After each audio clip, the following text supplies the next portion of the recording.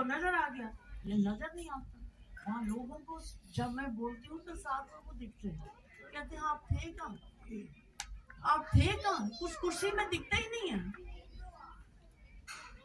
सार प्रभु क्या है आप नहीं जानते, स्वामी जी क्या थे कोई नहीं जानता, अभी तक जो उनके साथ रहे वो भी नहीं जानते। ये भाई जी या कोई भी, मैं साफ कहती हूँ, कोई नहीं जानता जो साथ रहे वो भी कि स्वामी जी क्या थे, कोई ना जान पाया। अब रोते रहो पिटते रहो कुछ भी करो और ऐसे ही सब में चलेगा। क्या बना रहे हो मुझे नहीं समझ आता। हर बंदा किसी को धोखा नहीं दे रहा, अपने आप से धोखा, हर अपने आप से धोखा और कुछ नहीं।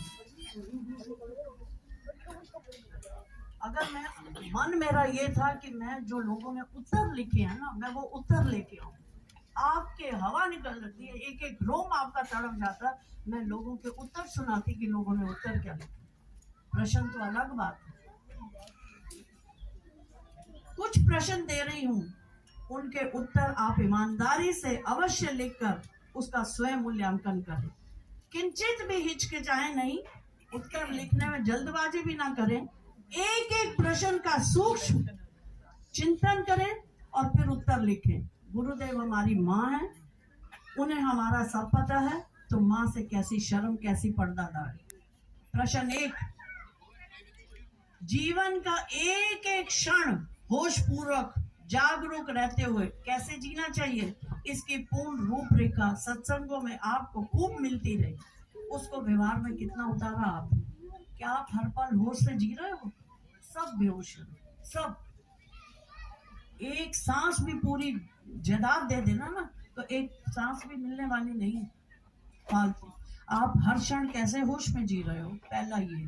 दूसरा, क्या आपका जीवन काम क्रोध लोभ मोह अहंकार की भट्टियों में क्षण क्षण जलकर स्वाह हो रहा है, या दान सेवा साधना सिमरन चिंतन की खुशबू से महक रहा? सच्ची लिखना। तीसरा, क्या आप हर महीने अपने अर्जित धन का दशमांश किसी शुभ कार्य में अर्पण करते हो, या किसी जरूरतमंद विद्यार्थी की सहायता करते हो, या गुरु के ज्ञान यज्ञ में अपने धन का दशमांश की आहुति अर्पण करते हो? ईमानदारी से बताइए।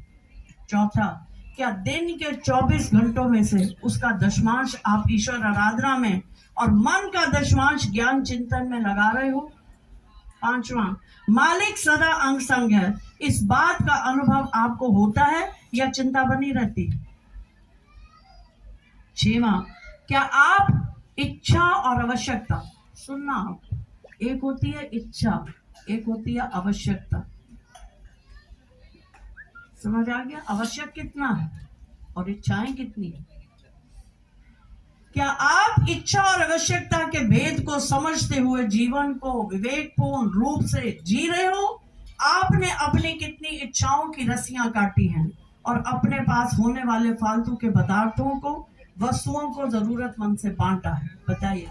घर में जोड़ी जाते हैं जोड़ी जाते हैं जोड़ी जाते हैं, लोहा टूट भी जाए तो रख देते हैं स्टोर में, कभी काम आ जाए। ये हम सब करते हैं, हम सब करते हैं। सातवां, प्रत्येक कार्य करते हुए में ईश्वर प्राप्ति या सत्य की खोज, ये जो जीवन का मूल्य प्रयोजन है, उस दिशा में आप क्या क्या प्रयास कर रहे हैं? ईश्वर प्राप्ति का प्रयास हो रहा है कि भजन ही गाए जा रहे हैं? आठवां, क्या सत्संग में आने के बाद आपकी पेशेंस बढ़ी, एक्सेप्टेंस बढ़ी, या जैसे थे वैसे ही हो? अब मैं बता दूं, अगर खोल दूं सबके ना, पेशेंस बढ़ी, किसकी पेशेंस? भाई जी याद है आपने स्वामी जी को कहा था कि गुरु माँ को भगवा दे दो, उनका भगवे बिना भगवे वालों से बहुत सही। उन्होंने कहा था मैं इसके लिए ये कर सकता हूँ कि मैं इसके बाल भी ना काटूं, इसको बाल रखने की भी आज्ञा दे दूंगा, एक बाल नहीं लगाऊंगा, पर मुझे भगवा देना नहीं। भगवा तो 13 साल में सार महाराज जी ने दे दिया था, मैं आज बता दूं। सौर महाराज जी ने भगवा सूट दिया था, 13 साल की थी तो तब दिखा दिया। अब पूरी बातें बताने के लिए मालिक ने बहुत इशारे दिए। 8वां, क्या सत्संग में आने के बाद आपकी पेशेंस बढ़ी, एक्सेप्टेंस बढ़ी, या जैसे थे वैसे रहे? 9वां, सत्संग से जुड़ने के बाद खुद में कोई बदलाव महसूस होता है या नहीं होता? 10वां, किसी से विवाद या झगड़ा हो जाने पर बदला लेने की इच्छा होती है या ये लगता है कोई बात नहीं, मुझे कहाँ लगा, मेरा क्या हुआ, मुझे कहाँ लगा? 11वां, परिस्थितियों से विचलित नहीं होते? मन का रिमोट कंट्रोल आपके हाथ में है या दूसरों के? किसी ने कुछ कहा तो दुखी हो गए, प्रशंसा की तो सुखी हो गए। गहराई से सोचना, रिमोट किसको दिया हुआ? अपना अवलोकन आप करते हैं या नहीं करते?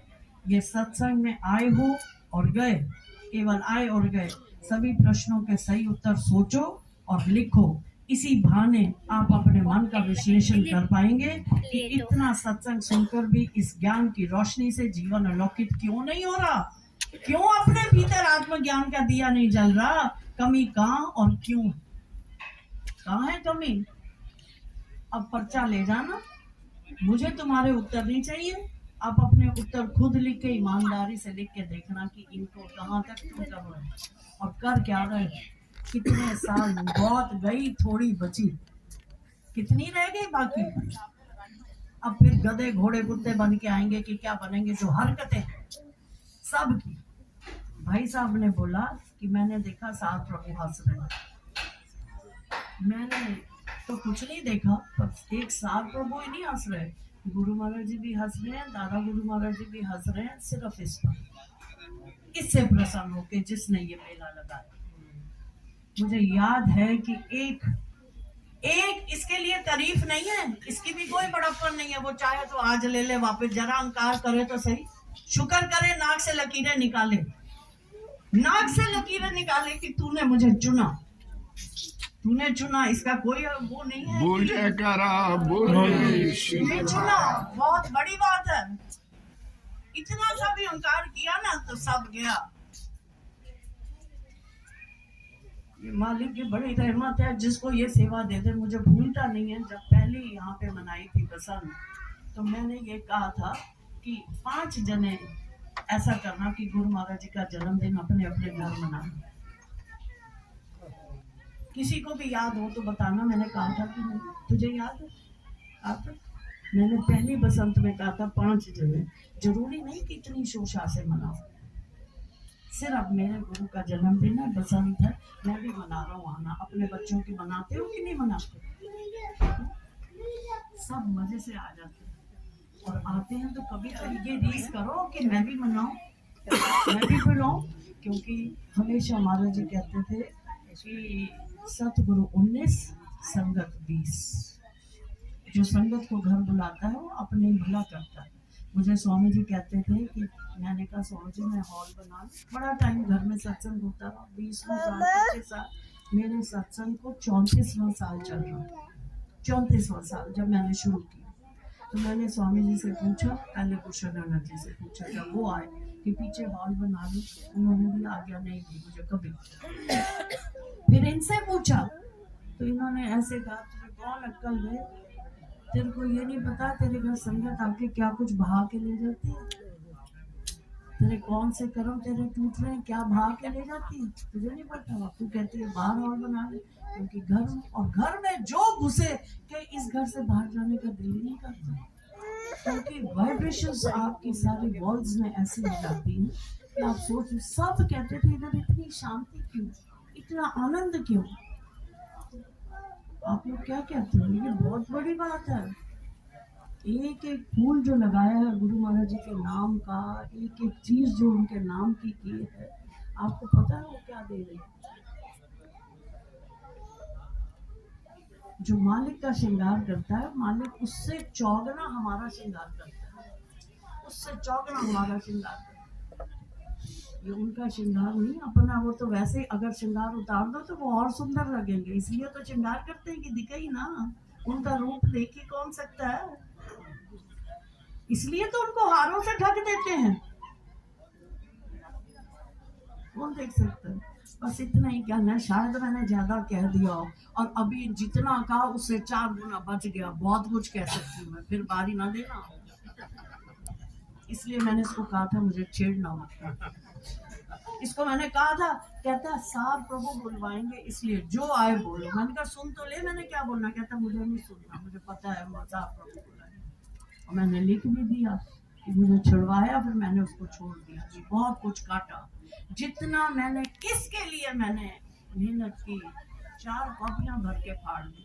ये भी बोलना, ये भी बोलना, ये भी बोलना, फिर कहा छोड़ो छोड़ो छोड़ो। मैं बहुत कुछ कह जाती, बहुत कुछ छोड़ती। बोलो जयकारा।